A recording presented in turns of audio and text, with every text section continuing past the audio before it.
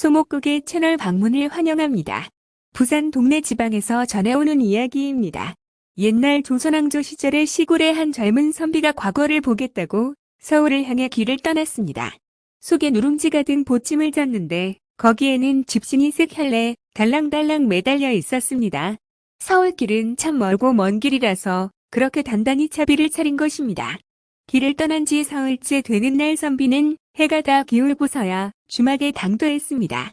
몇 사람의 낯선 나그네들과 어울려서 저녁밥을 먹다가 선비는 뜻밖의 소식을 들었습니다.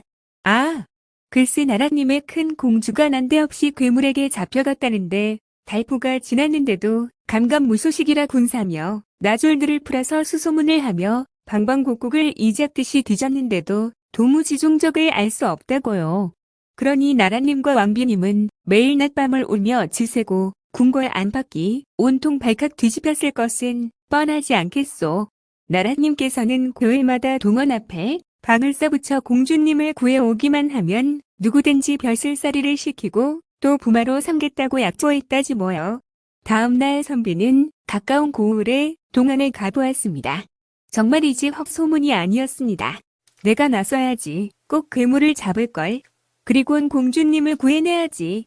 공주를 구해오면 벼슬살이를 시켜준다니까. 결국은 과거에 붙는 거나 다를 게 없지 않겠느냐는 국리 끝에 서울 가기를 그만두고 큰 칼을 한 자루 구해서 등에 메고 괴물을 찾아 나섰습니다.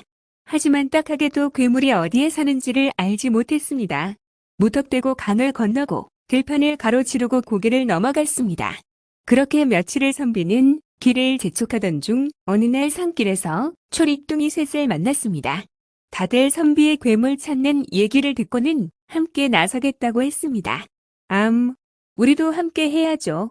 이래서 초리뚱이 셋을 의형제로 삼은 선비는 다시금 괴물 찾기를 시작했습니다. 그러나 괴물의 흔적은 좀채 나타나지 않았습니다. 그러다가 어느 험한 산길에서 다리 부러진 까치를 만났습니다. 깍깍깍. 까치는 다리에서 피를 흘리면서 슬프게 울고 있었습니다. 독수리에게 알을 빼앗기고 다리마저 물린 까치는 너무나 참담했습니다. 선비는 나무진을 까치 다리에 발라서는 허리띠 한쪽을 찢어서 상처를 동여매었습니다. 까치는 금세라도 날듯이 고추서서 날개를 퍼벅대며 말했습니다. 고맙습니다. 저는 당장이라도 알을 되찾으러 가야 합니다만 여러분께 은혜부터 먼저 갚아야겠습니다. 그러면서 까치는 무슨 도울 일이 없겠느냐고 물었습니다. 선비들이 미륵 돼지굴을 찾는다는 말을 듣고는 알았습니다. 무서운 데로 가시네요. 저기 보이는 큰 산을 넘어가면 큰 깊은 골짜기에 큰 발덩이 밑을 잘 살펴보세요. 거기 흰 조개 껍질이 놓여 있을 것이니 그게 미륵 돼지 괴물의 굴로 드나드는 입구랍니다. 선비 일행은 새삼스레 힘을 얻었습니다. 앞산을 넘자 정말 이내 깊은 골짝 어귀에 큰 바위가 버티고 있었습니다. 흰조개 껍질을 뒤집자 조그마한 구멍도 나왔습니다. 넷이 뾰족한 돌을 연장 삼아서 힘껏 파헤쳤더니 이내 지나갈 만한 굴길이 열렸습니다. 안을 들여다보니 좁고 긴 길 끝에 넓으나 넓은 광장이 보이는 게 아니겠습니까? 넷은 풀과 인동 덩굴과 칡줄을 섞어서는 밧줄을 엮을 수 있었습니다. 그리고는 한 끝은 큰 나무에 묶고 다른 끝은 치렁치렁 굵게 바닥의 광장에까지 닿게 했습니다. 초립동이 제일 막 내가 먼저 줄을 타고 내려가 보기로 했습니다. 그러나 그는 반의 반도 못 내려가서는 무서워서 못 내려가겠다고 밧줄을 흔들자 셋이서 위로 끌어올려 주었습니다. 초립동이 중에 둘째와 첫째가 차례로 내려갔으나 무서워서 줄을 흔들어댔습니다. 이제 선비 차례가 왔습니다. 너희는 너무 어려서 겁이 많구나. 하는 수 없지. 나 혼자 내려가서 미륵 돼지를 처치하고 공주님을 구해올 테니 너희는 여기서 기다려라. 일을 끝내고 내가 밑에서 줄을 흔들면 너희는 지체 없이 나를 끌어올려다오. 선비는 밧줄을 타고 내려갔습니다. 땅 밑에는 집들도 있고 길도 여기저기로 나 있었습니다. 그 중에서 가장 큰 고래등 같은 기와집을 향해서 나아갔습니다. 그게 폐시미륵 돼지의 집이라고 생각하였기 때문입니다. 선비는 대문 앞에 우물가에 솟아있는 버드나무 위로 올라갔습니다. 조금 있다가 삐걱 대문이 열리고 물동이를 인한 젊은 여자가 나타났습니다. 여자는 두레박질을 힘겹게 물을 동이에 담았습니다. 그리고는 한숨을 내쉬면서 혼자 말을 하는 것이었습니다. 언제 내가 궁궐로 돌아가지? 아바마마랑 어마마마랑 잘 계시는지. 선비가 이 여인이 잡혀온 공주란 것을 알아차린 그 순간 공주는 동이를 머리에 이려고 들었습니다. 바로 그때 선비는 버들잎을 주르르 훑어서 동이에다 대고 뿌렸습니다. 버들잎이 흐르르 동이 물 위에 떨어지자 바람도 없는데 웬 잎이 지지? 그러면서 버들잎을 손으로 건져냈습니다. 나무 위를 쳐다본 공주는 사람을 보고 깜짝 놀랐습니다. 어머나, 어떻게 여기로 오셨는지요? 사람이 혼자서는 못 오는 곳인데? 놀라워하는 공주에게 선비는 그간의 사정을 쭉 털어놓았습니다. 선비가 말을 마치자 저를 살리러 오신 것은 고맙고도 장합니다만 저를 잡아온 미륵 돼지의 힘은 황소를 떠넘기고 쌍날 같은 어금니는 바위도 뚫린답니다.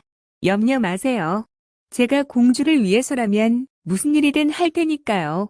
대문 안으로 들어선 공주는 선비를 뒷곁에 속에 데리고 들어갔습니다. 그리고는 공주는 선비에게 거기 있던 자루가 긴 커다란 무쇠망치를 들어 올릴 수 있겠느냐고 물었습니다. 선비는 땀을 뻘뻘 흘리며 겨우 들어 올려 보였습니다. 자, 됐습니까? 선비가 기세를 돋구자 공주는 한숨 지었습니다. 미륵 돼지라면 손가락 끝으로라도 이쯤이야 쉽게 가지고 논답니다. 그러나 선비도 공주도 포기하지 않았습니다. 공주는 매일 새끼를 잘 차려서 선비에게 가져다 주었습니다. 근 한 달을 그렇게 넘기자 드디어 선비는 힘이 세지고 무거운 쇠망치를 창처럼 휘두르고 칼처럼 부리게 되었습니다. 그것을 확인한 공주는 어느 날 큰 칼 한 자루를 가지고 왔습니다. 이것은 미륵 돼지가 몇 벌로 쓰게 둔 칼입니다. 이걸로 오늘 밤 그놈 목을 치십시오. 한번 잠이 들면 한 달 동안 자는데 오늘이 열흘째 자고 있습니다. 잠이 사뭇 깊어있을 것입니다. 이 기회를 놓치면 안 됩니다. 오늘 밤 꼭 그 목을 치십시오. 선비는 용기 백배에서 칼을 뽑아 들고 공주를 따라 미륵 돼지가 잠든 방에 들어섰습니다. 드르릉, 드르릉, 코고는 소리를 내는 미륵 돼지의 목을 힘껏 내리찍었습니다. 한데 이게 웬 일입니까? 목이 잘린 미륵 돼지의 머리통이 천장으로 튕겨져 오르더니 이내 본래대로 목이 와서 척하니 달라붙는 게 아닙니까? 그런데도 돼지는 잠에서 깨지 않았을 뿐더러 눈도 여전히 부릅뜨고 있지 않습니까? 선비는 다시 내리쳤습니다만 목에서 떨어져 나간 머리가 천장에 부딪혔다가는 도루묵에와 달라붙기는 아까와 꼭 같았습니다. 그러는 새의 공주는 날쌔게 부엌의 아궁이로 가서 쟤를 집어와서 세 번째로 목이 잘리고 눈에 부라린 머리통이 천장으로 휩 날아올란 바로 그때 쟤를 미륵 돼지의 잘린 목통에 뿌렸습니다. 머리통이 찰썩 하고 목에 떨어지긴 했지만 붙지는 않았습니다. 그제야 미륵 돼지는 숨이 끊어졌습니다. 선비와 공주는 서로 마주보고 가슴을 쓸어내렸습니다. 미륵 돼지의 고방으로 달려갔습니다. 첫 고방의 문을 여니 금과 은과 보석이 그득했습니다. 두 번째 고방의 문을 여니 미륵 돼지에게 잡혀 먹힌 사람들의 해골이 그득했습니다. 세 번째 고방에는 오랏줄에 묶인 사람들이 그득했습니다. 그들에게 금과 은과 보석을 나누어 주고 먼저 구멍을 빠져나가게 해주었습니다. 선비와 공주는 미륵 돼지의 안방으로 가서 묶여있던 세 사람의 처녀를 구해내었습니다.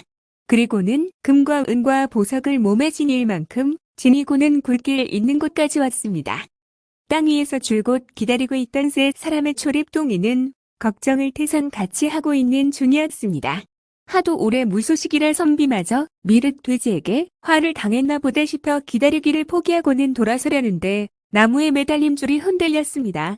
줄을 끌어올리자 금은과 보석이 올라왔습니다. 그리고는 세 사람의 아리따운 처녀들과 공주가 올라왔습니다. 그러자 셋은 갑자기 욕심이 났습니다. 금과 은과 보석을 저희끼리 나누어 가지고 싶었고 공주를 살려낸 공도 셋이서 나누어 차지하고 싶었습니다.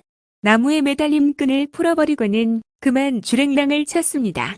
배반당해서 땅 밑에 버림받은 선비는 낙담했습니다. 그러나 포기는 하지 않았습니다.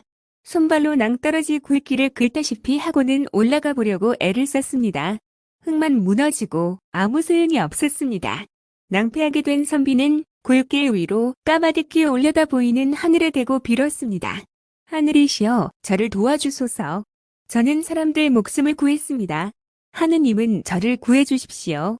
간절히 빌고 또 빌었습니다. 빌기를 마치자마자 kakkak깍 하고 귀에 익은 까치 울음이 들려왔습니다. 올려다 보니 다리 부러진 것을 고쳐준 바로 그 까치가 내려다보고 있는 게 아닙니까? 까치는 고개를 연신 주걱거렸습니다. 착한 선비님, 도와드릴 테니 염려 마세요. 마치 이렇게 말하는 것 같았습니다. 까치는 풀어진 밧줄을 도로 나무 기둥에다 아주 단단히 붙들어 매었습니다. 선비는 그걸 타고 무사히 땅 위로 나올 수가 있었습니다. 그러는 사이 까치는 kakkak깍 연신 울면서 구멍 둘레를 맴돌았습니다. 까치 덕택으로 미르떼지의 굴을 벗어난 선비는 곧장 궁궐로 달려갔습니다. 궁궐에서는 마침 공주를 옆에 앉힌 왕이 새초리똥이에게 차례로 벼슬을 내리고 있는 중이었습니다. 선비는 낱낱이 사실대로 왕에게 고했습니다. 공주도 선비의 말을 거들었습니다. 왕은 크게 노하여 새초리똥이를 옥에 가두었습니다. 다음 날 선비와 공주의 혼례가 성대하게 치러졌으니 왕은 선비에게 벼슬도 내렸습니다. 선비는 공주와 함께 오래도록 행복하게 살았습니다. 지금까지 부산 동네 지방에서 전해오는 전설이었습니다. 끝까지 시청해주셔서 감사합니다.